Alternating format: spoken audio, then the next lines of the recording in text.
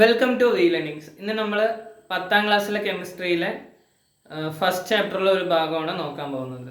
Okay, നോക്ക്, എന്താണ് isomerism? അതായത് ഐസോമെറിസം എന്ന് പറഞ്ഞാൽ എന്താണ്? ഇതിന്റെ ഡെഫിനേഷൻ നോക്കൂ.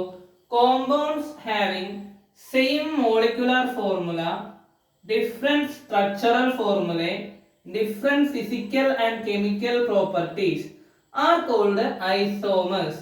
The phenomenon is called isomers. എന്താ പറയുന്നത് നോക്കൂ, കോമ്പൗണ്ട്സ് അല്ലേ, ഒരേ മോളിക്കുലർ ഫോർമുലയുള്ള കോമ്പൗണ്ട്സ്, അതിന് ഡിഫറെന്റ് സ്ട്രക്ചറൽ ഫോർമുലയും different physical and chemical properties ഉണ്ടെങ്കിലും ഒരേ മോളിക്കുലർ ഫോർമുലയുള്ള കോമ്പൗണ്ട്സിനെയാണ് നമ്മൾ എന്തെന്ന് വിളിക്കുന്നത്?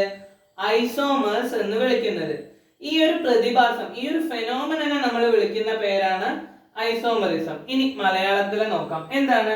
ഒരേ തന്മാത്ര അല്ലെ, ഒരേ തന്മാത്ര സൂത്രവാക്യമായിരിക്കും. അവരുടെ സൂത്രവാക്യം, അതായത് ആ ഫോർമുല ഒന്നായിരിക്കും. അതുപോലെ ഒരേ സൂത്രവാക്യം, ഒരേ തന്മാത്രകളാണെങ്കിൽ കൂടി അവർക്ക് എന്തുണ്ടാവും? അവരുടെ ഘടനയില് വ്യത്യസ്തത ഉണ്ടാവും. അതുപോലെ തന്നെ അവരുടെ ഭൗതിക രാസഗുണങ്ങളും എന്തായിരിക്കും? വ്യത്യസ്തമായിരിക്കും. അവരുടെ ഭൗതിക രാസഗുണങ്ങളും വ്യത്യസ്തമായിരിക്കും. അങ്ങനെയുള്ള സംയുക്തങ്ങളെയാണ് നമ്മൾ എന്തെന്ന് വിളിക്കുന്നത്? ഐസോമെറുകൾ എന്ന് വിളിക്കുന്നത്. എന്തെന്ന് വിളിക്കുന്നത്? ഐസോമെറുകൾ എന്ന് വിളിക്കുന്നത്. ഈ പ്രതിഭാസത്തെയാണ് നമ്മൾ എന്ത് വിളിക്കുക? ഈ ഒരു പ്രതിഭാസത്തെയാണ് ഐസോമെറിസം എന്ന് വിളിക്കുക. ഓക്കെ, അപ്പൊ ഐസോമെറിസം എന്ന് പറഞ്ഞാൽ ഒരേ മോളിക്കുലർ ഫോർമുലയും വ്യത്യസ്ത ഘടനയും അതുപോലെ വ്യത്യസ്തമായ ഫിസിക്കൽ ആൻഡ് കെമിക്കൽ പ്രോപ്പർട്ടീസ്, രാസഭൗതിക ഗുണങ്ങൾ വ്യത്യസ്തമായ ഉള്ള കോമ്പൗണ്ട്സ്, സംയുക്തങ്ങളെയാണ് നമ്മൾ ഐസോമറുകൾ എന്ന് വിളിക്കുക. ഇങ്ങനെ നടക്കുന്ന ആ ഒരു പ്രക്രിയ അല്ലെങ്കിൽ ആ ഒരു പ്രതിഭാസത്തിനെയാണ് നമ്മൾ എന്തെന്ന് വിളിക്കുന്നത്? ഐസോമെറിസം എന്ന് വിളിക്കുന്നത്.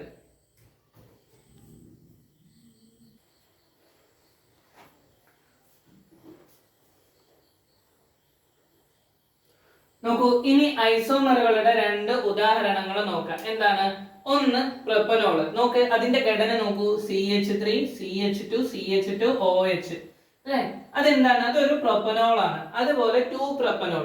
നോക്ക്, CH3 CHOH CH3 അല്ലെ. നോക്ക്, ഇതിലെ വ്യത്യാസം എന്താണ്? രണ്ടിന്റെയും ഘടന നോക്ക്. രണ്ടിനും 3 കാർബൺ ഉണ്ട്, അതുപോലെ തന്നെ 8 ഹൈഡ്രജനും ഉണ്ട്, ഒരു ഓക്സിജനും ഉണ്ട്. അതിന്റെ ഫോർമുല, കെമിക്കൽ ഫോർമുല ഒന്നാണ്. അതായത് രാസസൂത്രവാക്യം അല്ലെ, രാസസൂത്രവാക്യം എന്താണ്? ഒന്നാണ്. പക്ഷെ നോക്ക്, ഘടന വ്യത്യാസമുണ്ട് അല്ലെ. ഒരു പ്രൊപ്പനോളില് OH ഈ ഫങ്ഷണൽ ഗ്രൂപ്പ് അറ്റത്താണെങ്കിൽ ഇവിടെ നമ്മുടെ 2 പ്രൊപ്പനോളില് OH എവിടെയാണ്? രണ്ടാമതാണ് കിടക്കുന്നത്. ഓക്കെ, ഇങ്ങനെ ഇവർക്ക് രണ്ടുപേർക്കും എന്തുണ്ട്? ഒരേ ഫോർമുലയാണ്, പക്ഷെ ഇവരുടെ ഘടനകള് വ്യത്യാസമാണ്. അപ്പൊ അവരിന്ന് നമുക്ക് എന്തെന്ന് വിളിക്കാൻ പറ്റും? ഐസോമറുകൾ എന്ന് വിളിക്കാൻ പറ്റും. എന്തെന്ന് വിളിക്കാൻ പറ്റും? ഐസോമറുകൾ എന്ന് വിളിക്കാൻ പറ്റും.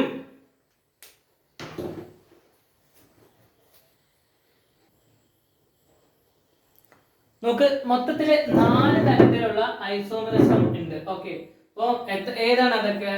ആദ്യത്തെ ഐസോമറിസം ആണ് ചെയിൻ ഐസോമറിസം. മലയാളത്തിൽ അത് തന്നെയാണ് പറയാം. ഓക്കെ, അതുപോലെ രണ്ടാമത്തെ ഐസോമറിസം ആണ് പൊസിഷൻ ഐസോമറിസം. മൂന്നാമത്തെ ഐസോമറിസം ആണ് ഫങ്ഷണൽ ഐസോമറിസം. നാലാമത്തെ ഐസോമറിസം ആണ് മെറ്റാമറിസം. അപ്പൊ ഏതൊക്കെയുണ്ട് നോക്കൂ. Chain isomerism, position isomerism, functional isomerism, പിന്നെയോ മെറ്റാമറിസം. ഇതൊക്കെയാണ് 4 ടൈപ്പ് ഓഫ് ഐസോമറിസം. നമുക്ക് ഇതിനെ കുറിച്ച് ഡീറ്റെയിൽഡ് ആയിട്ട് നോക്കാം.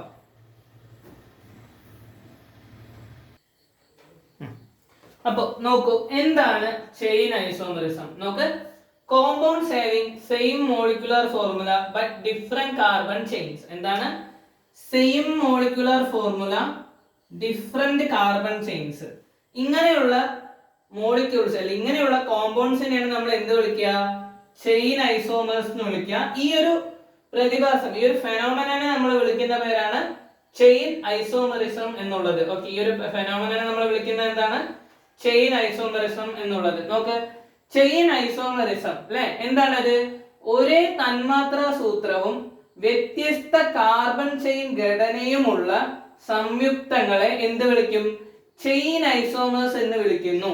ഈ പ്രതിഭാസമാണ് ചെയിൻ ഐസോമറിസം. അല്ലെ, നോക്ക്, ഒരേ തന്മാത്രാ സൂത്രം ഉണ്ടാവണം, അല്ലെ, ഒരേ തന്മാത്രാ സൂത്രവാക്യം ഉണ്ടാവണം, പിന്നെയോ കാർബൺ ചെയിൻ ഘടന വ്യത്യാസമാകണം. ഇങ്ങനെയാണെങ്കിൽ നമുക്ക് അതിനെ എന്തെന്ന് വിളിക്കാം? ചെയിൻ ഐസോമേഴ്സ് എന്ന് വിളിക്കുക. ഈ പ്രതിഭാസം എന്താണ്? Chain isomerism. ഇനി നമുക്ക് എന്താണ് ചെയിൻ ഐസോമേഴ്സിന്റെ ഒരു എക്സാമ്പിൾ നോക്കാം. ബ്യൂട്ടൈൻ. നോക്ക്, ബ്യൂട്ടൈനിൽ എത്ര കാർബൺ ഉണ്ട്? നോക്ക്, 1 2 3 4. എത്ര ഹൈഡ്രജൻ ഉണ്ട്? 3 5 7 10, അല്ലെ? C4H10, അതായത് 4 കാർബണും 10 ഹൈഡ്രജനും ഉണ്ട്, അല്ലെ? അതുപോലെ ഇവിടെ നോക്ക്, ഇവിടെ എത്ര കാർബൺ ഉണ്ട്? നോക്ക്, 1 2 3 4 കാർബൺ ഉണ്ട്. എത്ര ഹൈഡ്രജൻ ഉണ്ട്? നോക്ക്, 3 6 9 10 ഹൈഡ്രജൻ ഉണ്ട്. നോക്ക്, രണ്ടിന്റെയും ഘടന, അല്ലെ, രണ്ടിന്റെയും സൂത്രവാക്യം, അല്ലെ, രണ്ടിന്റെയും രാസസൂത്രവാക്യം അല്ലെങ്കിൽ മോളിക്കുലാർ ഫോർമുല, തന്മാത്രാ സൂത്രം എന്താണ്? ഒന്നാണ്. ഓക്കെ, പക്ഷെ നോക്ക്, ഈ ഒരു ബ്യൂട്ടൈനിൽ വന്നിട്ട് നോർമൽ ആയിട്ട് സ്ട്രെയിറ്റ് ആയിട്ടാണ് ചെയിന് പോണത്. പക്ഷെ മീഥൈൽ പ്രൊപ്പൈനിൽ അങ്ങനെയാണോ പോണത്? അല്ല. നോക്ക്, ഇവിടെ ഒരു ബ്രാഞ്ച് വരുന്നുണ്ട്, കണ്ട, ഒരു ബ്രാഞ്ച് വരുന്നുണ്ട് ആ ചെയിനിൽ. ഓക്കെ, ഇങ്ങനെ എന്താണ് ചെയിനിൽ വ്യത്യാസം വരുന്ന ഐസോമേഴ്സിനെയാണ് നമ്മൾ എന്തെന്ന് വിളിക്കുക? ചെയിൻ ഐസോമേഴ്സ് എന്ന് വിളിക്കുക. ഒന്നും കൂടി പറഞ്ഞുതരാം. അതായത് നോക്ക്, ഇവിടെ എന്തൊന്നാണ്? ഈ പറയുന്ന അതിന്റെ രാസസൂത്രം, തന്മാത്രാ സൂത്രം ഒന്നാണ്. 4 കാർബണും 10 ഹൈഡ്രജനും ഉണ്ടെങ്കിലും നോക്ക്, ബ്യൂട്ടൈൻ സ്ട്രെയിറ്റ് ആയിട്ട് പോകുന്ന ഒരു ചെയിനും ഈ പറയുന്ന മീഥൈൽ പ്രൊപ്പൈനിലെ ബ്രാഞ്ചും വരുന്നുണ്ട്. ഓക്കെ, ഇങ്ങനെയുള്ള ഐസോമേഴ്സ് അല്ലെങ്കിൽ ഇങ്ങനെയുള്ള സംയുക്തങ്ങളെയാണ് നമ്മൾ എന്ത് വിളിക്കുക? ചെയിൻ ഐസോമേഴ്സ് എന്ന് വിളിക്കുക. അതായത് അതിന്റെ ചെയിനിൽ ഈ പറയുന്ന തന്മാത്രാ സൂത്രവാക്യം അല്ലെങ്കിൽ മോളിക്കുലർ ഫോർമുല ഒന്നാണെങ്കിൽ കൂടി അവരുടെ ചെയിന് വ്യത്യാസം വന്നാല്, ചെയിനില് ബ്രാഞ്ചോ എന്തെങ്കിലും വന്നാല് നമുക്ക് എന്ത് പറയാൻ പറ്റും? അവര് ചെയിൻ ഐസോമറിസം ഫോളോ ചെയ്യുന്നവരാണ്, അവര് ചെയിൻ ഐസോമേഴ്സ് ആണെന്ന് നമുക്ക് പറയാൻ സാധിക്കും.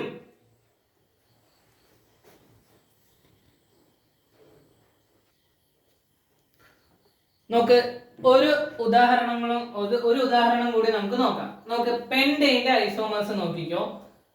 പെന്റൈൻ നോക്ക്, CH3 CH2 CH2 CH2. എത്ര കാർബൺ ഉണ്ട്? 1 2 3 4 5 കാർബൺ ഉണ്ട്. എത്ര ഹൈഡ്രജൻ ഉണ്ട്? നോക്ക്, 3 5 7 9 12 കാർബൺ ഉണ്ട്, അല്ലെ?